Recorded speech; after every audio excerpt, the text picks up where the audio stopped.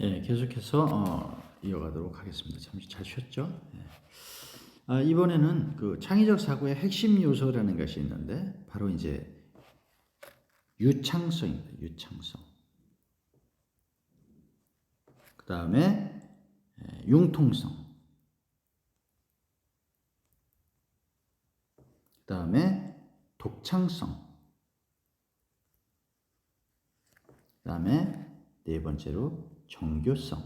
이렇게 창의적 핵심 요소가 네 가지가 있는데요. 유창성은 아이디어의 양적인 측면을 얘기하고요. 아이디어를 얼만큼 많은 것을 생성해낼 수 있을까? 제한된 시간 내에 뭐 이런 것이 이제 바로 그 유창성이 되는 거고, 융통성은 내가 생성해낸 아이디어의 범주의 어떤 사물 또는 사건을 볼 때 하나의 관점에서 보는 것이 아니라 다양한 관점에서 이렇게 볼 수 있는 능력, 뭐 이런 거죠. 예를 들자면은 연필의 용도에 대해서 한 10가지만 상상해봐라, 생각해내봐라, 뭐 이런 것들. 그럼 10가지를 쭉 쓰는, 이런 게 이제 융통성에 해당되는 거고요. 연필은 그냥 글씨 쓸 때만 쓰는 거야. 이거는 융통성이 전혀 없는 거죠. 네. 다음은 독창성이라는 건데, 창의적 사고를 하기 위해서는 나만의 사고가 있어야 돼요. 유일한 거, 남들이 따라하지 못하는 거, 독특한 거, 뭐 이런 것들. 그 다음에 이제 정교성인데요. 정교성은 내가 생각해낸 아이디어가 얼마나 구체적이냐, 아주 세부적인 거, 뭐 이런 것들, 이런 능력들이 바로 정교성이라고 이렇게 할 수 있습니다. 자, 그런 것들을 한번 우리가 생각해 보는데, 그 유창성 연습할 때는 검은색 하면 떠오르는 것을 자유롭게 이제 적어보는 거예요. 그런 또 하나는 주사기의 용도를 또 자유롭게 한번 적어보는 거고, 뭐 이렇게 해서 이제 연습을 해볼 수가 있고, 융통성 같으면은 검은색하고 떠오르는 아이디어를 보고 유사한 것들끼리 이제 묶어보는 거. 또 독창성 같으면은 검은색 하면 떠올렸던 것들을 다른 사람들과 비교해서 나만이 생각할 수 있는 독특한 아이디어가 뭔지 이제 찾아보는 거. 또 정교성 같은 경우는 검은색 하면 떠올랐던 것들 중에서 하나를 선택해서 하나의 어떤 그 스토리텔링을 이야기를 만들어 보는 거. 이런 식으로 한번 연습을 해보겠다. 이렇게 이제 설명을 드려봅니다.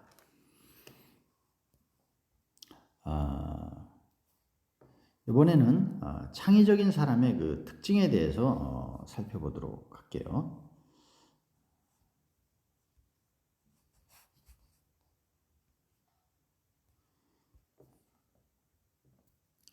창의적인 사람들의 그 특징은 지금 이 그림을 그리고 있는 이 화가의 모습인데 6가지의 그 특징이 있다래요. 특징. 그 하나를 보면은 창의적인 사람들이 가지는 공통적인 특징은 없어요. 그러나 보통 사람들과는 다른 그들만이 가지고 있는 그 특징이 있는 거예요.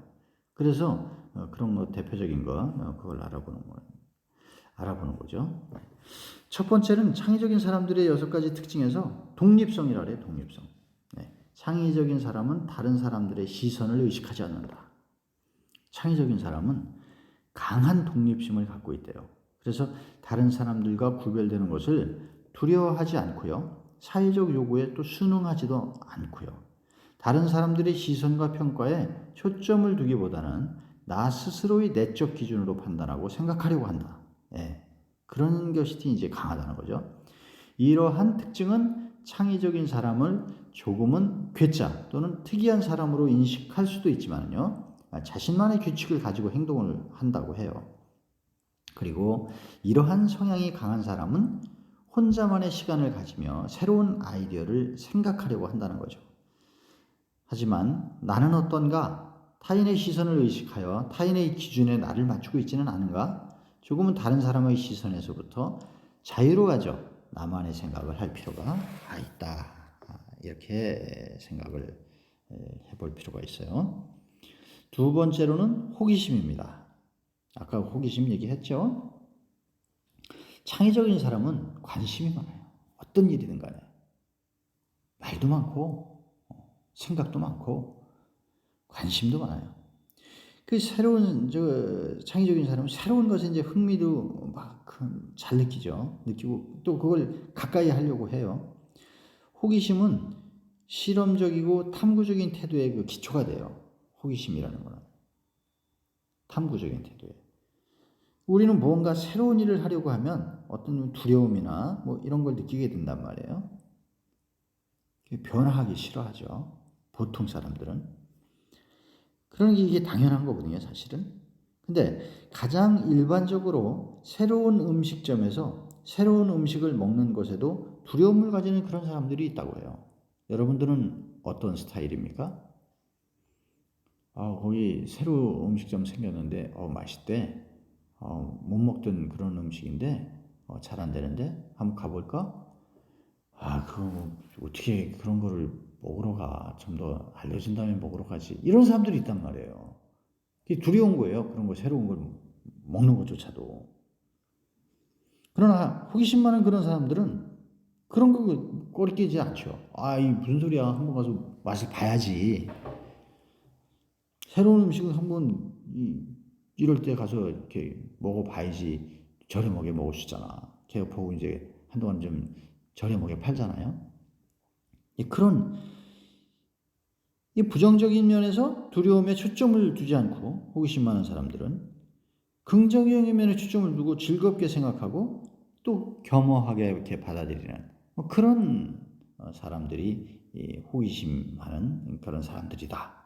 이렇게 공통점이 있더라. 이런 내용이고요. 세 번째는 뭐냐? 상상력입니다. 창의적인 사람은 무언가를 생각하기를 좋아해요. 엉뚱한 상상을 하는 걸 즐겨요. 상상을 통해서 전혀 관계가 없는 것들을 막 연결도 하고 상관없어 보이는 사물들 간의 공통점을 또 그러다 보면 발견하기도 한단 말이에요. 그래서 상상을 통해서 일상생활에서 할 수 없는 어떤 그 제약 조건을 깨거나 하나의 상황을 다양한 관점에서 보기도 해요. 남들이 봤을 때는 하찮은 생각일지 모르지만 이들은 상상하고 또 상상을 하는 거예요. 상상하는 것은 끊임없이 생각한다는 것인데요. 끊임없이 생각하다 보면 자신만의 생각을 또 할 수 있게 되는 거거든요. 상상을 할 때는 긍정적으로 생각을 해야지 그걸 나쁘게 생각하면 안 된다는 거예요. 나쁜 생각은 없다. 어떤 것도 거부하지 말고 자연스럽게 생각할 수 있는 모든 것들을 생각해 보자. 뭐 이러한 상상력의 어떤 각오를 가지고 상상을 한다면 여러분들도 창의적인 사람이 반드시 될 수 있다. 이렇게 생각이 됩니다. 다음은 네 번째로 개방성입니다. 창의적인 사람은 항상 새로운 것을 받아들일 준비가 되어 있어요. 우리가 보통 사람들은 변화하기를 싫어하고 바뀌는 거 싫어하고 그냥 갔으면 좋겠는데 왜 또 딴 걸 할 날이지 뭐 이런단 말이에요. 그러나 창의적인 사람은 이 개방성이 다 튀어나와가지고 다 받아들일 이런 준비가 되어 있다. 새로운 것을 기꺼이 수용하고 시도하려는 그런 태도가 바로 개방성이거든요. 창의적인 사람은 새로운 경험이나 느낌을 좋아한단 말이에요. 그래서 그들은 독립적이기 때문에 다른 사람의 생각을 받아들이려고 하지 않을 것이며 오해받는 경우가 많지만 사실 창의적인 사람은 다른 사람들의 생각을 또 기꺼이 수용해요. 그걸 수용해가지고 자기가 또 자기 거로 만든단 말이죠. 고정관념을 깨고요. 모든 것에 수용적인 태도를 또 보인다고요. 그래서 창의적인 사람은 사물을 다양한 관점에서 보기 위해서 노력도 하고 매사에 다양한 관점에서 생각하기 때문에 다른 사람의 관점에서 생각할 수 있는 그런 새로운 능력을 가지고 있다는 거죠. 그래서 자신과 생각이 다른 사람들과도 잘 어울려요. 대인관계도 좋아요. 그래서 이 특징은 호기심하고도 바로 개방성은 호기심하고도 연결이 된다고 할 수가 있습니다. 다음은 이제 도전정신입니다. 창의적인 사람은 실패를 두려워하지 않아요. 실패해도 다시 또 일어나요. 창의적 그것을 발명하고 발견하고 이런 거 특허내는 사람들 보면은 수도 없이 수백 번, 수만 번 실패하잖아요. 그래서 하나 만들어내는 거예요. 창의적인 사람들은 실패를 두려워하지 않고 오히려 위험을 감수하는. 그래야 시행착오를 겪어서 완벽한 게 만들어진다 이거죠. 우리는 창의적 아이디어로 성공한 사람들이 화려한 외면에 쏠려서 말이에요. 그들이 걸어온 길에 대해서 크게 관심을 가지지 않아요. 하지만 창의적 인물이 가지고 있는 화려한 겉모습 이면에는 엄청난 실패가 자리 잡고 있음을 우리가 알아야 합니다. 결과에 개의치 않고요. 새로운 것을 시도하게 된다는 거예요.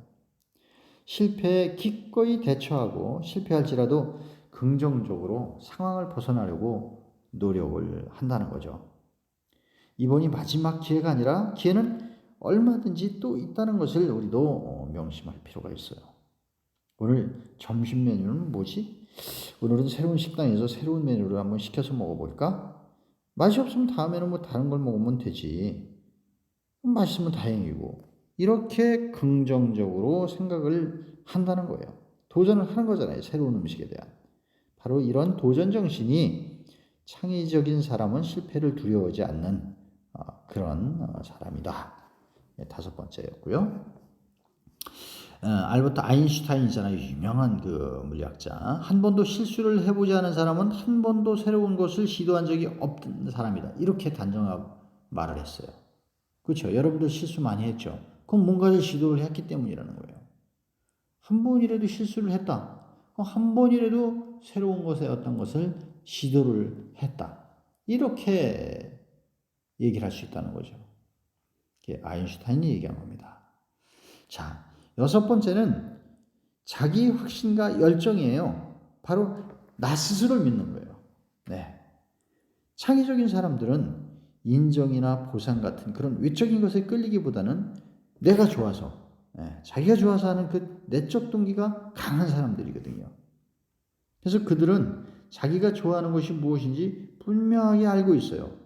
그래서 그것에 자발적으로 참여를 하려고 해요. 가끔 자기가 하는 일에 대해서 밤새 몰입하는 모습을 보이기도 하죠. 또한 실패를 하더라도 스스로가 잘 해낼 수 있을 것이라고 믿는 거예요, 항상. 그래서 쉽게 포기하지는 않고 아주 끈기를 갖고 하는 거예요. 아까 얘기했었잖아요, 끈기. 이런 것들이 바로 창의적인 거다. 그래서 창의적인 사람들을 이렇게 가만히 해서 이렇게 통계를 내보니까 바로 이런 여섯 가지의 특징이 있는데 그 중에 독립성, 호기심, 상상력, 개방성, 도전 정신, 자기 확신의 열정. 내가 나를 못 믿는데 뭘 개발하고 성공할 수 있겠습니까? 나는 반드시 해낼 수 있어. 나는 이번에 실패하더라도 다음에는 그 부분 새로 보완해서 완벽하게 만들 거야. 이런 그런 도전 정신과 나에 대한 확신과 열정이 없으면 창의적이지 못하다. 이렇게 생각할 수가 있습니다. 자, 여러분들도 한번 가만히 생각해 보세요. 내가 창의적일 수 있을까? 내가 창의적인 건 뭐지? 어느 부분에 창의적이지? 그 분야도 있어요. 예. 그 예술하는 사람은 예술인 거예요. 예를 들어서 그림 그리는 사람은 그림에 창의적이 있어서 화가 되는 거고, 예. 뭐 도식이 필요한 게 아니잖아요. 그림이 A, B, C, D 이렇게 주어, 동사, 목적 이런 게 들어갑니까? 그런 거 없잖아요. 내 마음대로잖아요. 내 마음대로. 예. 바로 이런 것들이 창의적인 사람들의 그 특징이더라. 이런 걸 좀 학습을 하시고 나도 어느 분야에 이쪽 분야에 대해서는 좀 창의성이 있는 것 같다. 그럼 그 분야를 자꾸 개발해 나가는 거예요. 자기 취미하고 맞는 쪽으로, 내가 즐거워하는 쪽으로. 그렇게 하시면은 좋은 결과가 있을 것이라고 교수님은 확신합니다. 자, 다음은 체크 크리에이티비티를 한번 해보겠습니다.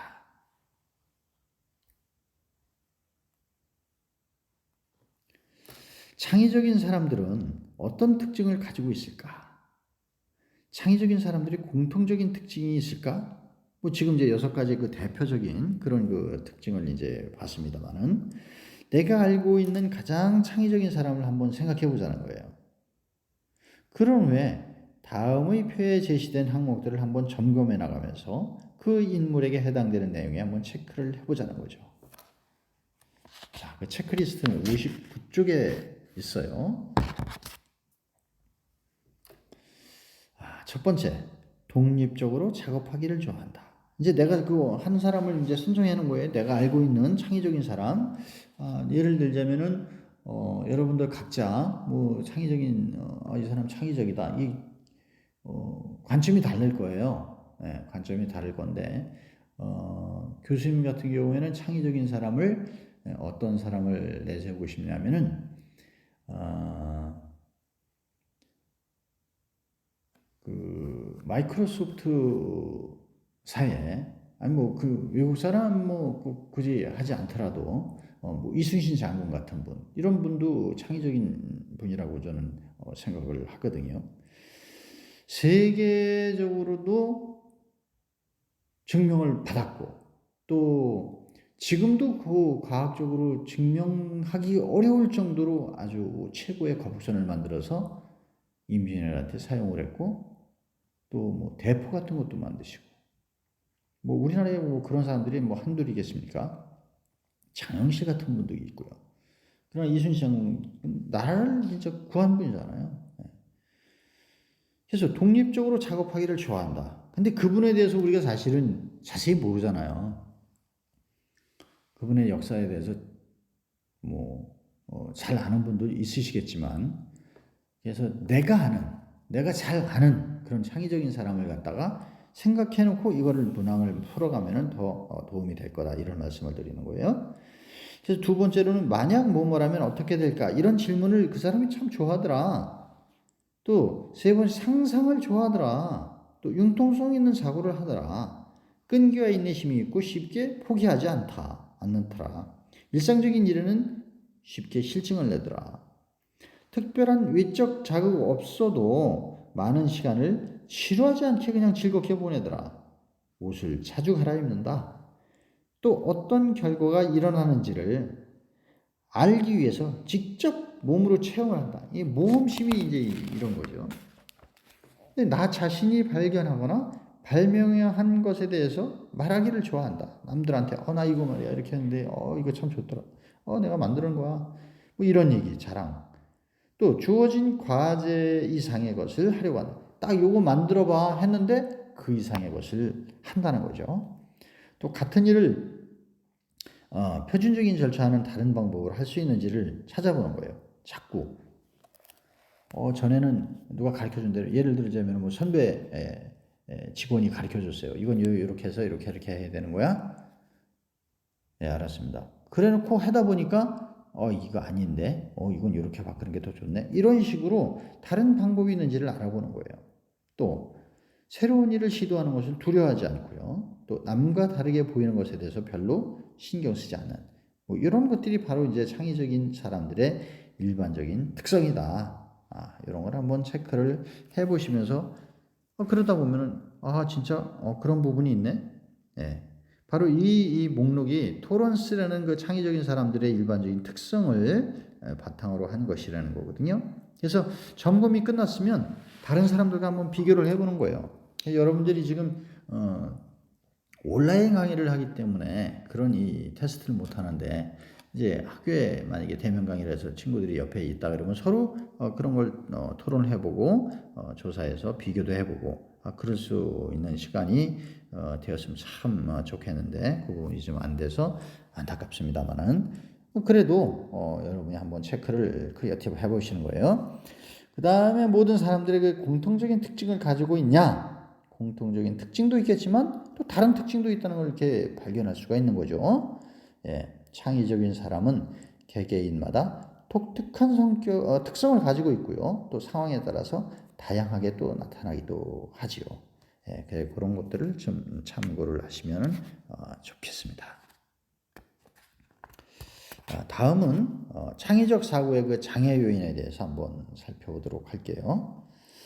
창의적인 사람들의 특징에서 있어서 그 창의적 사고의 장애 요인은 뭐냐? 한번 읽어보도록 하겠습니다. 캠브리지 대학인데요. 캠브리지 대학인데 요걸 보면은 캠릿부지 대학의 연결 국어에 따르면 요걸 잘 보셔야 돼요. 60페이지인데 캠릿부지 대학의 연결 국가 연구 결과. 보통 우리는 그대로 읽습니다. 그대로라는 거는 바로 우리가 가지고 있는 사고대로 읽는다는 거예요.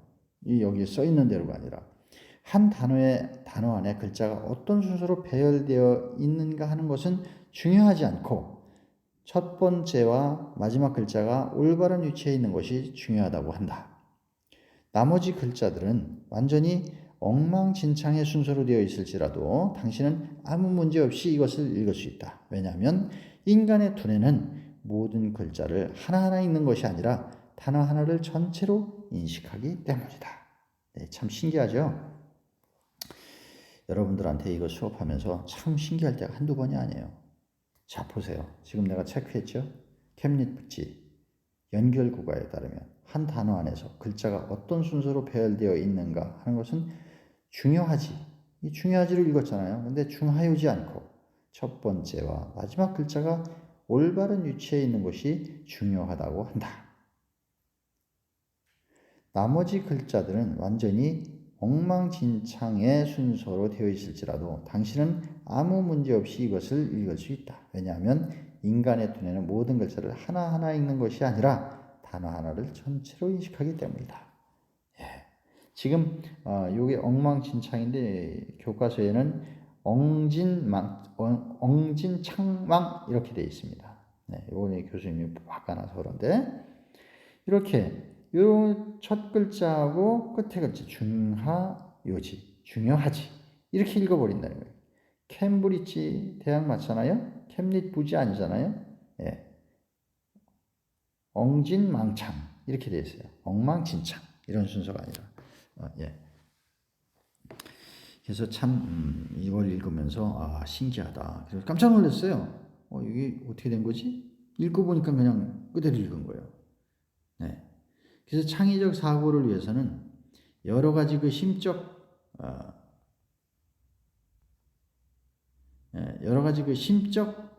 장애를 극복해야 되는데요. 크게 이제 5가지의 장애를 나누어 볼 수가 있어요. 첫 번째가 잘못된 가정, 두 번째가 습관 장애, 세 번째가 문화적 장애, 네 번째가 감정적 장애, 다섯 번째가 환경적 장애. 이 사람의 뇌에는 이렇게 다 다른 장애를 생각해낼 수 있는 그런 뇌를 가지고 구조상으로 가지고 있다. 이렇게 볼 수가 있는 건데요. 잘못된 가정이라는 건 뭐냐면은 누구누구는 창의적이지 못하다. 지적인 사람은 훌륭한 사고를 한다. 바꿔 말하자면 많이 하는 사람이 창의적인 사고를 한다. 놀이는 가치가 없어. 이런 것들이 잘못된 가정이라는 거죠. 이런 것들을 가정이 잘못됐기 때문에 반드시 그렇지 않은데요. 뭐 많이 배웠다고 잘해요? 천만의 말씀. 우리가 흔히 얘기하는 이 전구를 개발한 그 에디슨 같은 경우에 많이 배웠나요? 안 그랬어요. 학교 안 가고 공부 안 하고 연구한 거예요. 다음은 이제 습관장애. 습관장애는 정답은 유일하다는 식의 습관적 작업 방식으로 폭넓은 그 생각의 기회를 스스로 박탈하는 거예요. 그래서 분리된 문제로 인식을 하고 또 규칙을 따라야 하고 뭐 이런 것들이 이제 습관 장애고요. 문화적 장애는 틀에 박혀 있는 인식, 무사안일적인 거 이런 게 이제 그 문화적 장애고, 감정적 장애는 실패를 두려워하고 문제의 애매한 이런 것들에 불편해하고 또 부정적이고, 이 감정적으로 부정적이고 뭐 비판적이고 막 이런 사고를 가지고 있는 사람들이 바로 감정적 장애를 가지고 있다. 또 다섯 번째는 이제 환경적 장애라고 하는데 아이디어의 불모지, 변화를 추구하지 않는 그런 분위기인 거죠. 이런 데서 오는 환경적 장애. 그래서 이러한 장애 요인들이 바로 창의적 사고를 못하게 하는 그런 장애들이 해당된다. 이렇게 이해를 하시면 되겠습니다. 자, 이번 시간에는 창의적 사고에 대해서 했는데요. 바로 창의적 사고라는 것은 어떤 것들이 있고, 또 창의적 사고의 핵심 요소는 어떤 것들이 있고, 네 가지 했죠. 창의적 사고들이 창의적인 사람들이 가지는 그런 공통적인 특징은 보통 사람들하고 어떤 차이점이 있더라. 이런 부분에 대해서 우리가 살펴봤습니다. 그리고 창의적 사고를 위해서는 여러 가지 그 심적 장애를 극복할 5가지 장애가 있는데 바로 이런 것들도 극복을 해야지 올바른 창의적 사고를 만들어낼 수 있다. 이렇게 우리가 학습을 했어요. 이렇게 해서 3강 창의적 사고를 마치겠습니다. 다음 시간에 4강에서 만나겠습니다. 수고하셨습니다.